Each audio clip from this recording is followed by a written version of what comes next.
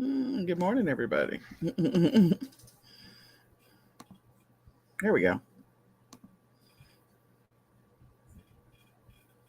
I think I'm sharing my screen. Let me just make sure. Yes, I am sharing my screen. Yes. It doesn't say that I'm sharing my screen, though. That's kind of weird. This tool.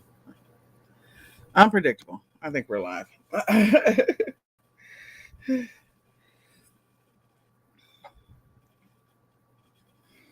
All right. Good morning, everybody. This is Nicole Whitlock with eCom Sellers, and I think we're live. I think we're live on Clubhouse. We're also live in the e-commerce planning placement group. This is your daily ecom motivation where we talk about, well, this week, talking about things to continue to get ready for Q4. Since we're in Q3, we're halfway past the year. If you haven't achieved your goals, then this is the time to get focused and get consistent, to buckle down. So, my name is Nicole Whitlock, and my passion is helping people on their e-commerce journey, helping them to get consistent, get focused, make progress, put together plans and strategies that will help them to achieve whatever their goals are. And if you are that person and you need some help with putting together your plan, you can schedule a free 20-minute coaching session by going to ecomsellers.com, clicking on freebies, and scheduling your free 20-minute coaching session there. In addition to that, you can grab the My Ecom Planner to help put together your plan and your strategy for the second half of the year. You can go to myecomplanner.com. It is the ultimate e-commerce planner created for sellers by sellers. And you can get the digital version for 40% off, not 20% off. And then last but not least, you can join eCom Sellers Academy if you need some support, some help on this second half of the year, Q3, Q4 journey to get focused, get some help, get some training. We have access to, or you'll gain access to over 200 training videos. You'll gain access to our live weekly Q&A sessions, like live weekly training sessions on what's working now. And you'll gain access to an amazing group of people, private community. So you can go to ecomsellersacademy.com and join there. You'll also get 10 wholesale account lists and 10 each week and 10 retail arbitrage, online arbitrage lists as well. All right. So we're going through apparel or clothing and accessories accounts that you need to establish. If you don't have any, this is a great time to get those accounts created. There's still time to place orders and to have your stuff available before the start of Q4. So we're going to go through 8 apparel related wholesale accounts to establish. Now, this is not all of them. This is just a short list. So there may be some others that you feel like you need to establish and go for, and you should establish those. So the first one is to establish wholesale accounts with for baby and children related items, clothing, shirts, pants, underwear, socks, all of the stuff that's baby related. If you don't have an account, I would encourage you to grab one. People are going to continue to have babies, so they're not going away. And babies will turn into children, so they're not going away. So there's always going to be an opportunity to sell clothing to kiddos and to babies. And there's always going to be a need, especially new parents love for their babies to have new stuff. So baby and clothing accounts, get those established. If you don't have a wholesale account, you should look into establishing those. And again, if you're part of eCom Sellers Academy, you get a 10 wholesale supplier list every single week. So there's more than likely some baby and children wholesale suppliers in that list. The next one is clothing or accessories for men and women. Women buy clothes all the time, but I would tell you men's clothes are typically a little more expensive than women's. I don't know that I fully understand the phenomenon. I think men buy clothes a little bit less than women. So since they buy it a little bit less, it does cost a little bit more. But women and men's clothes. So women's clothes, there's an abundance of those. Women will always buy clothes. They love clothes. And, sometimes they'll even buy them, secondhand. There's a lot of women who like secondhand clothes. But clothes for women, clothes for men. Remember, these children will grow up to be adults and they're going to continue to grow. So that means that when they come out of the child phase, they're into the teenage phase and even into college, there's always going to be a need for clothes. So selling women's clothes, selling men's clothes, getting a wholesale account to be able to do that can, that's regular income. So seriously, clothing sells like crazy. Now, we know fast fashion is sort of a problem. You can do your own research on fast fashion. So there may be some other clothes that, you when you do your research, that you feel like maybe you'll sell, or maybe accessories. The next one is formal wear or business wear. Now, formal, I can talk today. Formal wear is not something that people wear every single day. But when they do buy it, it is typically more expensive. And so it is something that you'll definitely have, hopefully, a better, a higher ROI on, higher profit margin, because formal wear can be expensive. Business, with COVID being the way that it is, people going into the office, I think casual has definitely been the thing for the last 3 years. I know that a lot of dry cleaners have closed up, unfortunately, because of COVID, because people were no longer going into the office. They didn't need to get stuff dry cleaned. They didn't need to go do all of that. But business clothing attire is still something that is in need and in demand. And that is another area in which you can sell. Of the two, like they're probably the profit margins on both of them are probably almost close to each other, depending on where you acquire it. And again, finding wholesale suppliers to sell you the formal wear, or the business attire, and how you sell it. So there's still a need for that. People are still looking for those items. Um, and finding some things that the care for them is not as it has been in the past. Like for formal wear, you're still going to have to go to a dry cleaner, but you might be able to find some business attire where it doesn't always have to go to a dry cleaner. So that might be your take on it. Finding some uh, some articles of clothing that are easier to care for. Casual wear. Casual wear is another one. Casual wear, everyone buys casual wear. I think that is the predominant theme. Doesn't matter if it's men's, women's, children's, whatever. Casual wear, people are always looking for something that they can lounge around the house. Pajamas sold like bananas, like crazy, in 2020. It was just bananas because nobody was going anywhere. So it's like, look, I'm gonna be comfortable at home. So casual wear is still a thing. People wear casual wear when they go on vacation. So finding suppliers that will sell, that you can sell their products, their clothing that's casual wear at a nice margin. Got to do some research. This one probably is definitely tied to some of the fast fashion situation that we're in right now, but still, people are still buying clothes that they are comfortable in, that they can go to the store in, that they can lounge around the house in, whatever the case may be. So look for some suppliers, wholesale suppliers, for casual wear accounts. Activewear. Activewear is another one.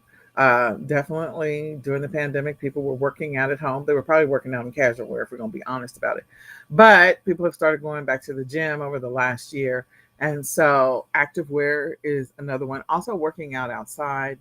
So having clothes that, that they can work out in, that retain, not really pull the water away from them, like if they're sweating, those types of clothes. Just do some research. There are a lot of wholesale suppliers out there that will sell you activewear. In addition to all of these that I've listed, like all of them, there's an opportunity for you to sell print on demand as well. There's a lot of activewear, the leggings and the bras, um, that are available in print on demand products. And so you may not have thought about that. If you don't want to establish a wholesale account, you could look into a print on demand account. So just a thought. Okay, buddy. See you later. All right. So the next one is shoes. Well, people will always have to wear shoes.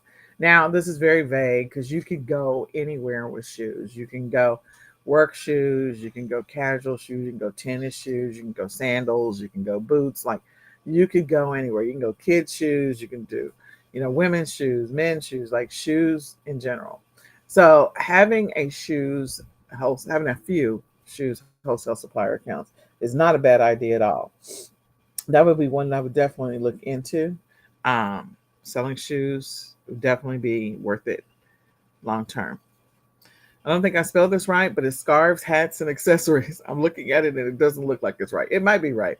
But anyway, scarves, hats, accessories. Accessories are always one that, sometimes people overlook that opportunity. Selling scarves, having a scarves store or hats or any of that, any accessory that you think you can go with clothing, belts, that kind of stuff, worth looking into. So look for a few wholesale suppliers that you can establish those accounts. Again, this is the second half of the year, so it's time to get focused, get consistent. Let's get some wholesale accounts established if you haven't already done so. The other thing is, like, if you participate in the annual planning session, my suggestion to you was just to establish one new wholesale account each week. That way, at the end of the year, you'd have 52 wholesale accounts, active accounts. Some of them may have requirements in order to establish the account, meaning, you have to buy a certain amount or you have to maintain a certain amount in purchases, that kind of stuff. Or, there's going to be some of them that you're going to definitely will have a membership component to them. But again, having wholesale accounts available to you just gives you a lot more flexibility when it comes to sourcing. And so, you will be able to maybe find something that's a little less expensive with one wholesaler over another. So something to think about. The next one is jewelry. Um, so jewelry is another account that you should look into establishing a wholesale account for. Jewelry, definitely, people still buy jewelry. In addition to that, I mean, people still buy watches. You can throw that into jewelry or accessories. Um, so establishing accounts with jewelry suppliers, even watch manufacturers, watch suppliers, watch distributors, those could all be great opportunities for you to make some money. So we're going into Q4. Also, there's a print on demand opportunity with jewelry as well.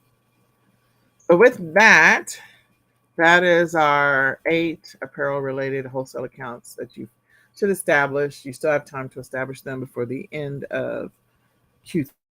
I would do them definitely now versus later. Everything that you're going to do, I keep saying you should do it in July, because then that gives you at least 3 months to work out everything that has to do with that, versus implementing something new in August and September. That's really close to Q4. You really don't have that 3 months worth of runway room to do that, to execute on that successfully. So that's my suggestion to you. So now we're going to go into the daily ecom planning checklist. You can grab the daily ecom planning checklist by going directly into the e-commerce planning Facebook group.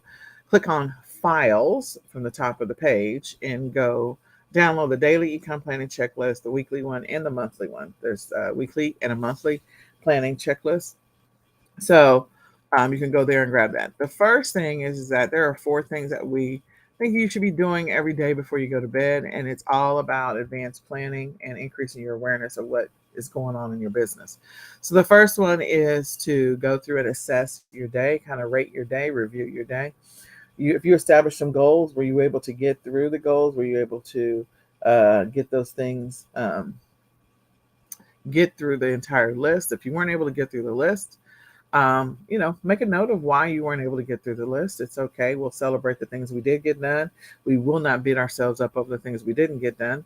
And, we want to always strive to get the things done. I'm not saying that it's okay, but there are times where there are things that happen throughout the day that don't allow you to make your way through the entire list. So I get that, but don't use that as an excuse forever. That can't be your forever excuse. So go through that process of assessing your day and being honest and being realistic with yourself, and determine whether or not some of these things need to be moved into tomorrow or into next week. Next thing is to go through your daily tracking stats, update those. How many listings did you create? How many items did you sell? What were your sales? What were your profit?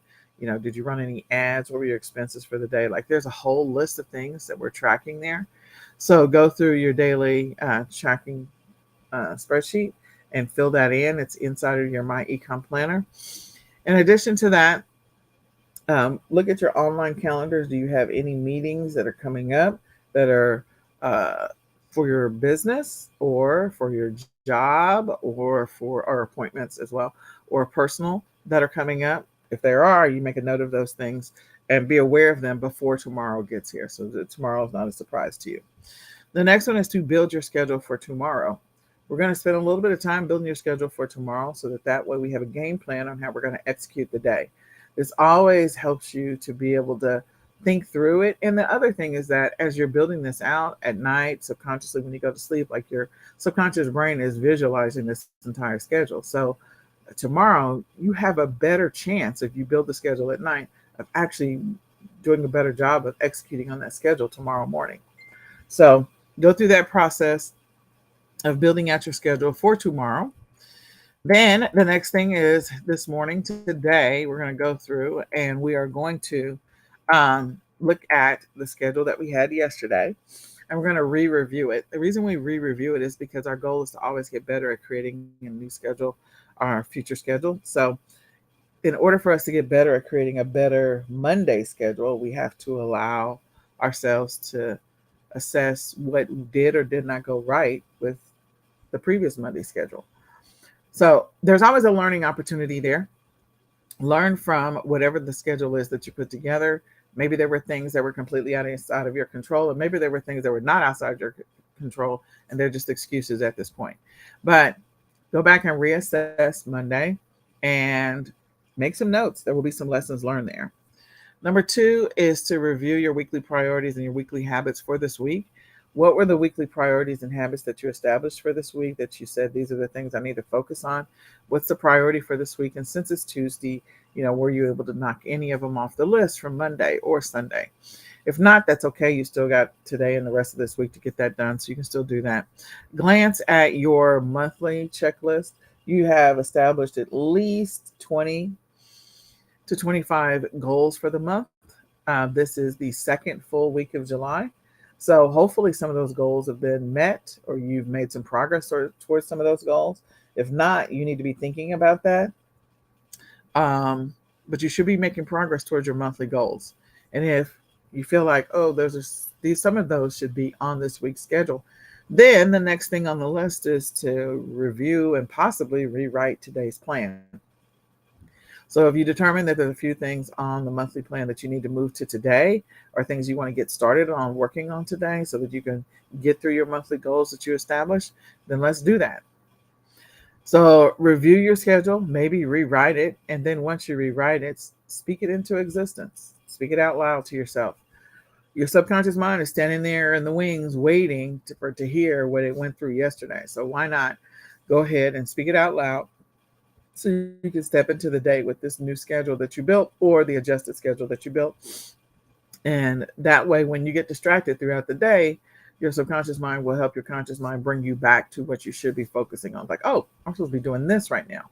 Especially if you find yourself wasting a lot of time, if you find yourself procrastinating, you're getting sucked into the vortex of Netflix or YouTube or TikToks or whatever else is distracting you these days, because we are easily distracted as humans. So do everything you can to help reduce and manage the distractions that you have in your life.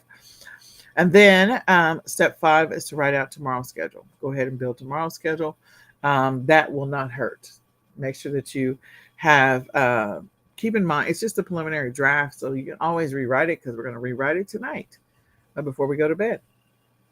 Then the last thing is that I want you to be thinking about anything that is going to interrupt your ability to maintain or sustain this routine that we just went through, the 9 items that we just went through. If there's anything that's going to interrupt, disrupt, or impact your ability to sustain this routine, those are things that you need to plan for. They're not a surprise. There's a reason why people fail at the beginning of the year when it comes to New Year's resolutions. They start off with a resolution, they're going strong for about a week or 2 weeks, and then something happens that creates an interruption in the routine that they're trying to establish, and they never get back up on that horse. So the goal is to get back up on that horse. That's the goal. And it's also to be prepared and not be surprised by those things. Now, we're not talking about emergencies. Emergencies are emergencies. A child breaks a wrist, somebody has a heart attack, that's completely different. Car gets a flat tire, that's all completely different. Now, if you've been riding around with bald tires, you could have did something about that before now, and the flat tire is just a result of that. But outside of riding around with bald tires, again, the things that you can control, you should plan for those things. So if you have a dentist appointment that's coming up and it's going to interrupt your regular routine, don't let that be an excuse. Still figure out how to execute your regular schedule despite the fact that you have a dentist appointment. Schedule the dentist appointment.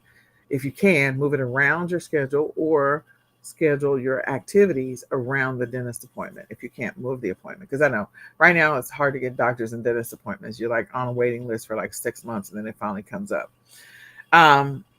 Same thing with extended activities. If you're going to be offline for 3 days because you're going on vacation or you've got to go care for an aging parent or somebody that you know is recovering from surgery and you got to go check on them for 3 days, plan for those things. Figure out how you can either still work your business in the midst of or work your business in advance a little extra and then be off for 3 days and be prepared to get started as soon as those 3 days are up, or maybe even 4, just in case there's a buffer day that's needed.